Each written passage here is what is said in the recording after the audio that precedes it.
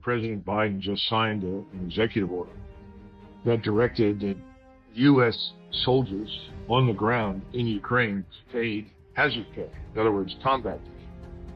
Well, he's been telling us that there are no U.S. soldiers on the ground in Western Ukraine. Well, we know that's not true.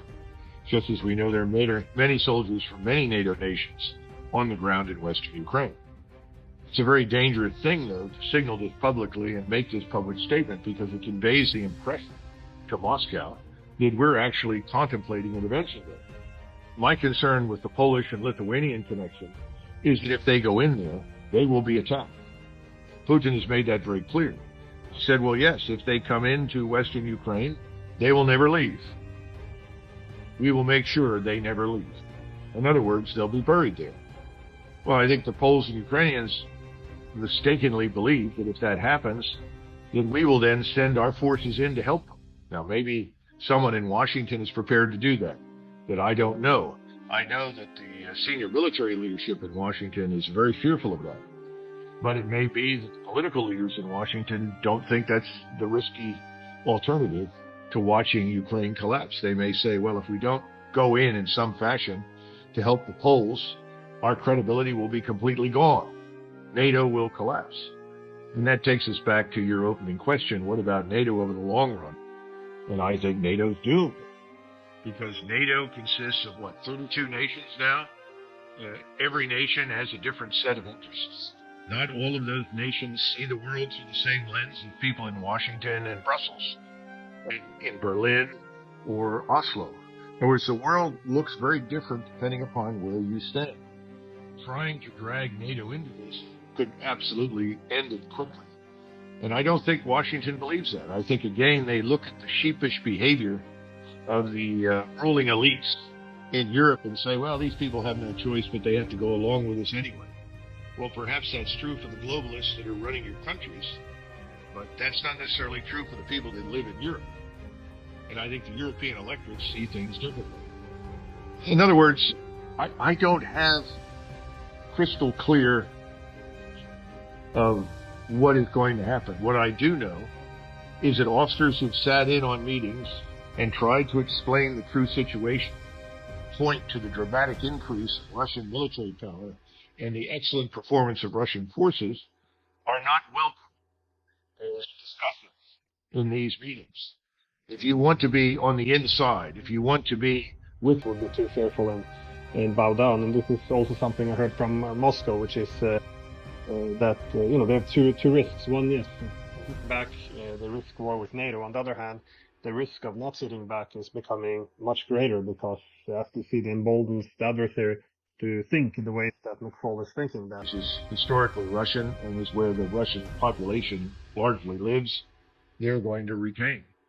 And the question is, what do you do with Odessa and what do you do with Kharkov? I think Odessa is going to be a tough one, because terrible things were done to Russian citizens in Odessa in 2014, as you know. But even more important, Odessa has been used over the last year plus as a point from which you could unload weapons and equipment for the Ukrainian military from empty ships that then picked up grain and went to sea. The Russians said no more. And they will not tolerate any control by the United States and its allies of anything in the Black Sea. So if we go into the Black Sea with any ships from the U.S. Navy or Royal Navy, which I think would be lunacy, frankly, they'll sink them without hesitation. So no, I think that's the real conundrum. You hold what you've got, and then the question is, what happens with Kharkov and Odessa? There could be some inventive solutions applied to Odessa, that it's fully demilitarized. It sort of ends up in a status very similar to Danzig. It was a free city. Who knows? Kharkov's another question. Maybe the Russians don't want it simply because they say, well, even though it was Russian speaking, they may not really want the bill for rebuilding it. I don't know. We don't know until you sit down and talk with the Russians. But on the Ukrainian side, whatever remains of Ukraine has to be neutral. There's no question about that. There can be no NATO presence east of the Polish border. Anyone who tries to establish that will end up at war with Russia. That's clear, that's unambiguous, that's not up for negotiation. But again, if you look back at the United States and the way we've handled these things in the past, I don't think you're going to get a good outcome of any kind.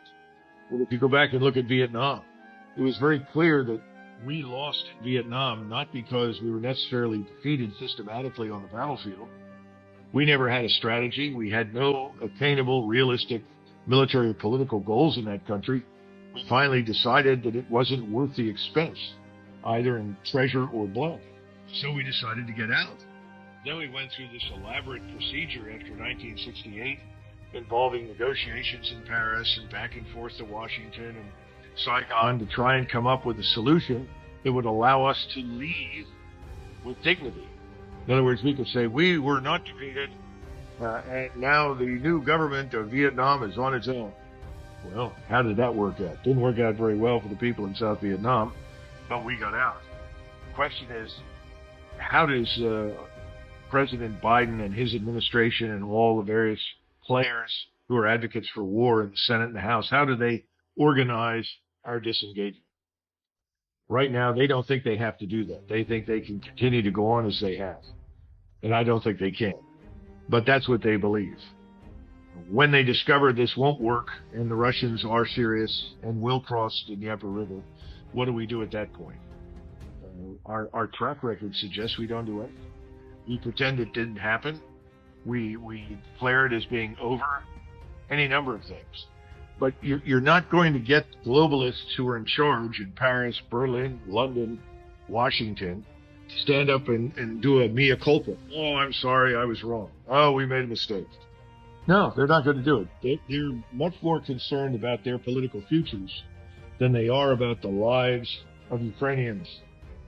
Now, look at the complaint that's registered. There was an article that came out in the Daily Telegraph from one of the globalist frontmen, Richard Kemp.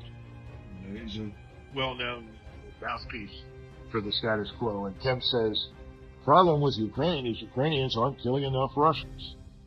Well, that sounds to me as though we are preparing to gradually get out and blame whatever didn't work on the Ukrainians. I'm sure that will be tried. I just don't think it'll work right.